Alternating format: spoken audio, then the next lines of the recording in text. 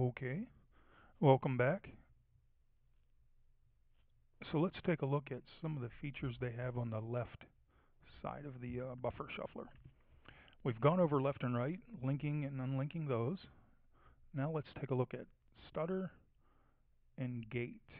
They also have a pitch, shift, amp, and pan. But let's start with stutter.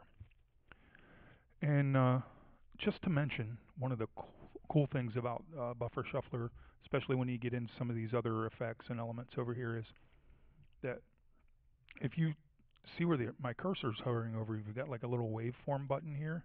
Let's click on that. Boom, magic. Now we've got the actual audio wave file right here behind us.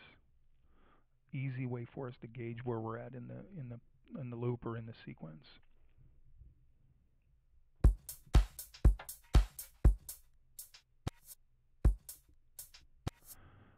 So immediately it's stuttering some stuff for us. Let's take a look at moving some of these effects around and see what we get.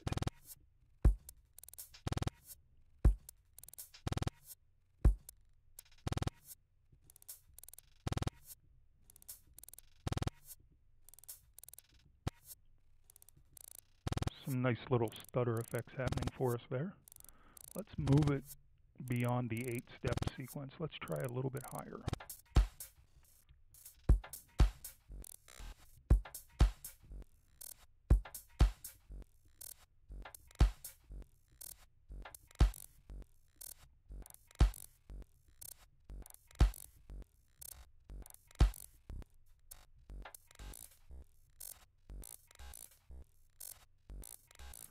So as you can see, we can really begin to mangle the loop and the material that we have in here and create some very interesting effects.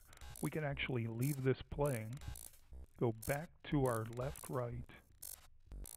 On the left, let's randomize this guy. And on the right, let's do the same thing. Put it all back together, and you begin to hear some very interesting harmonics and sounds.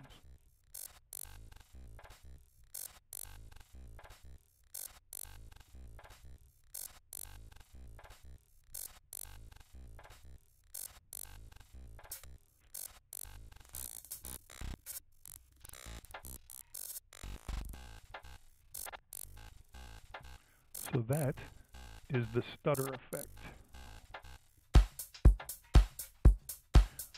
Let's take a look at our gate feature here and see what we get. So at the moment, everything's along the top. There's no gating being processed. So let's begin to help it out a little bit.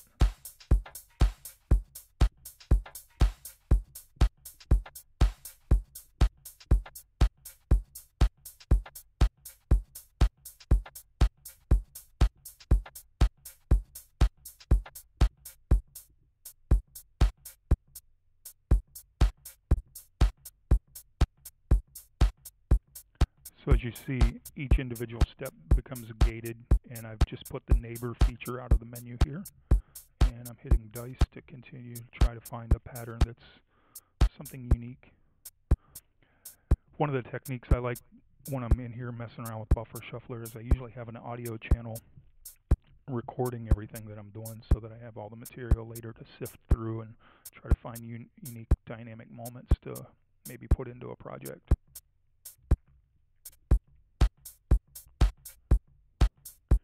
Alright, so that is the gate feature. Let's reset that. And let's take a look at pitch. I think you're starting to get the idea. Everything kind of acts the same. Pitch is going to give us that, that random pitch movement. Let's try random and hit dice.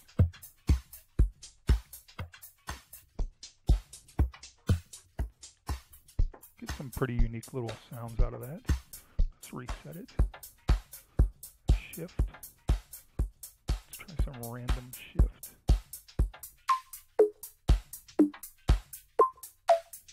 You can actually minimize and maximize the frequency when you're dealing with shift to allow for, a little bit better range on the harmonics. And amp, let's take a look at this guy, see what we got. We've got a curve element for the amp, and we've also got a smooth percentage.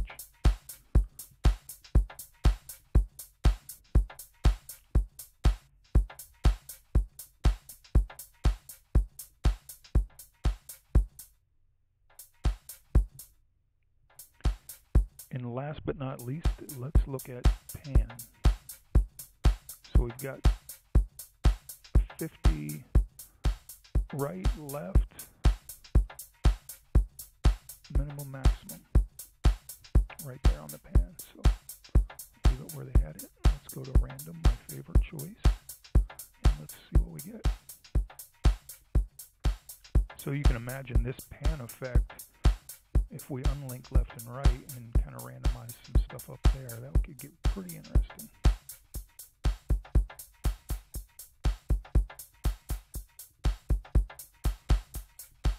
So there you go. I've got the pan doing some random movements, and I've also got the left and right running in a random pattern.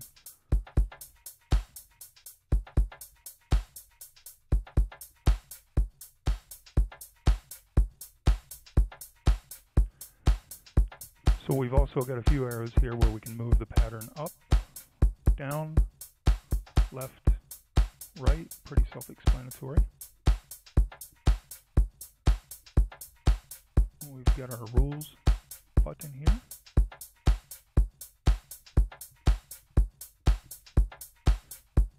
We can specify exactly what we're looking for by eliminating or adding.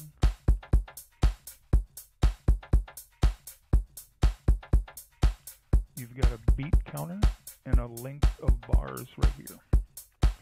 The freeze button is going to freeze whatever segment you have highlighted. So if I unfreeze this, say I choose this guy right here, go back to freeze, it's going to allow that to stay in that position for as long as I indicate.